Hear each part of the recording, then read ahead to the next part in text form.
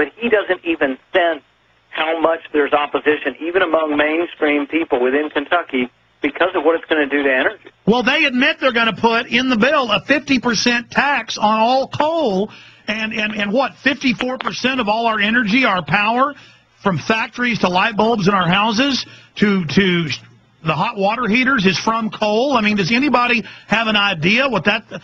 I got family in East Texas. The only jobs left are prisons and coal mines and the power plants that burn it. Right. And I think, once again, it's like inflation. We have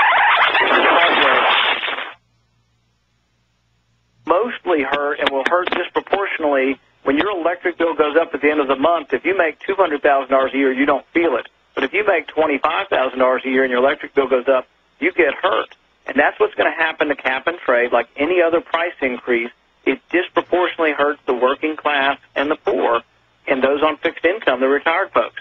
All the same constituencies that the Democrats are always going out and winning those votes. That's why I always tell people our message is good, but we need to know how to present our message to gain more votes. Well, I mean, Dr. Paul, when you've studied politics for a long time, your dad's been a congressman for decades, you're a medical doctor, you're a smart guy. Looking at Obama's record, in your book, does he take the cake for lying? I mean, everything he says he's gone back on, and then he said he wouldn't raise taxes unless you made $250,000 a year as a couple. These carbon taxes are going to raise taxes on everything, and like you just said, hurt the poorest people. Well, the amazing thing is he can do it with a straight face. As long as his teleprompter's working, he can do it with a straight face and a smile, and he can tell us how he's not going to do something at the same time his other hand is actually doing it. So I guess it's just the amazing gall of politicians who tell us this and tell us they're not going to do something, and meanwhile they're doing exactly that. I think it's an amazing feat how far we are going to lurch to the left and how big government's going to grow in the first 6 months to a year. But I think there'll be a backlash, and the only good thing I think we have going for us is there will be a backlash in 2010. And in my own particular race, I think Kentucky will be ripe to run against Obama because he did very poorly in the Democrat primary here against Hillary Clinton. She clobbered him by 30 points. And then even McCain, who didn't do that well and ran a lackluster campaign, he also killed Obama in Kentucky. So Kentucky is sort of a split state, but also a state that really doesn't like far left-wing politics.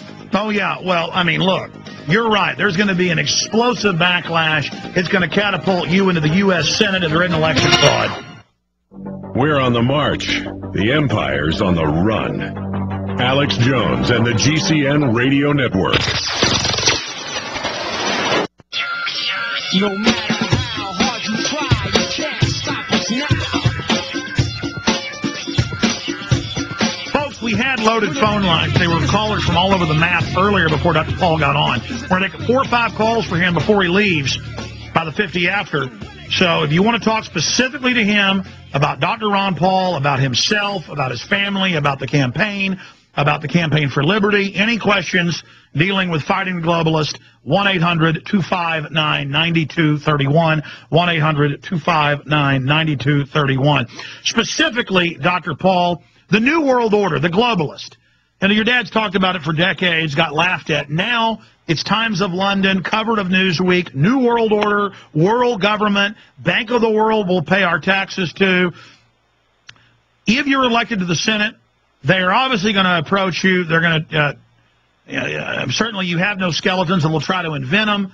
Are you going to aggressively go after the globalists? Because I believe the best defense is a good offense, not just fighting their programs, but going after them for their crimes. Do you agree with your father that we need criminal investigations of the Federal Reserve? Yes, I think we go after the specifics, and in some ways the media might light up more. They have recently lit up thinking that Goldman Sachs and Paulson may have been doing something to enrich themselves. So I think if we can paint it and expose it as people personally becoming wealthy off of the system and not let them get away with the fact that they say, oh, the Fed's independent and has our best interest at heart, if we can show specifically where individuals are benefiting by government policy that then hurts the rest of us, absolutely, I think we should do that. Well, I saw a video that we have time, we'll play it later. It's put up on Infowars.com for a couple of days of Paulson being questioned by House members and admitting he personally got $200 million off of money he transferred and saying that's not a conflict of interest because a White House ethics office signed off on it? I mean, this is really getting sick. Well, you remember Paulson's first bill for the TARP Act. It was like 3 paragraphs just saying, appoint me king and let me do whatever I want with the money system. And, they shot that down, but then they made it 1,100 pages of obscure legalese, and we got probably just as bad or worse. Now the TARP Act is used for the car bailouts. I even saw the other day that the minority broadcasters are going to try to get money from the TARP Act. Oh, it's just amazing. They're raising, I saw in New York State, 84 taxes they've passed. All these other states are passing new taxes. Here in conservative Texas, every month I have new taxing authorities knocking on my door telling me that they're going to come in and assess me.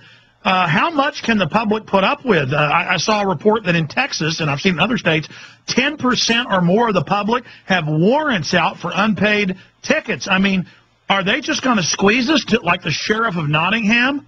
Well, I saw the other day they're going after a woman in Pennsylvania for not paying her cigarette tax. She's been ordering her cigarettes online for a couple of years, and they put a lien against her house. Not so funny, but, they're aggressive, and they will do it. I think there has to be a breaking point. Taxes eventually get so high that I think there will be a breaking point. I think, for example, on cigarettes, we've probably gotten high enough that there probably already is, but there will be even a bigger black market probably for cigarettes. People will eventually avoid the government taxes completely because the prices will become so high.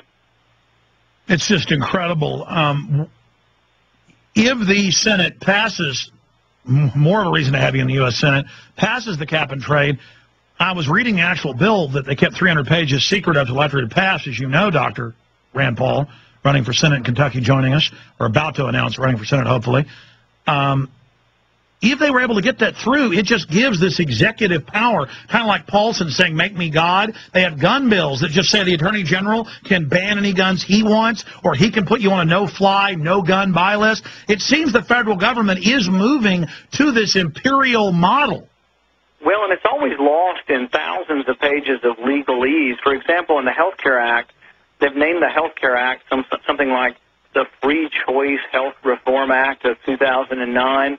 But you know what? The more friendly it sounds in the title, the more ominous it is if you read the nitty-gritty. In that Health Care Act, there's actually part of it says that when you leave your company or change insurance policies, you'll only be able to buy insurance that's approved by the government. And they already have the restrictions in there on what you can sell. And I think things like health savings accounts, which are part of the solution to our problems, will probably not be sold after this health care reform passed. Incredible. I want to take a few final calls. People should certainly visit the website that we have up on screen at prisonplanet.tv. They should get ready for the money bomb that is coming up as well. RandPaul2010.com, RandPaul2010.com. We've got links up on Infowars.com and prisonplanet.tv. But you made a joke during the break that you wouldn't let the Bilderberg group, if you get elected to the Senate, drag you off to a secret meeting. But if you were there, joking that you would certainly wave at me while I was bullhorning from the outside. If you get elected to the Senate, what are you going to do when these people approach you? Are you going to blow the whistle on them? Well, see, I have to correct you a little bit on Alex. What I said is I wouldn't join the Bilderbergers, for philosophic reasons. But the other reason I wouldn't join them is because I'd be afraid Alex Jones would be outside the meeting with the bullhorn calling me out. So absolutely I wouldn't, but I've seen your videos calling a few of them out and interviewing a few of them, and for some reason they get quite testy with you if you ask them questions about it. They certainly did. No, you refreshed my memory. We were coming into break. The music was already playing, and we were bantering and laughing back and forth, and I meant to say, I hope that you would go to Bilderberg and then come out and expose them. Okay. Yeah, I don't know if that would be possible or not, but yeah, I think we should expose people who are, promoting this globalist agenda for personal gain and for financial gain at the expense of the rest of our country and at the expense of our republic. Well, we're going to go to calls in a moment, but I want to just say this now here before you run for Senate, before you win, or certainly give them one hell of a run, that people need to support you from the start to the middle to the finish and then after, because it is quite a load to take running for office and to really try to win, to put your private life in the crosshairs. I know a lot of people that know your family well. I've known your dad for 13 years. Very upright, incredibly hard work ethic, good Christian people.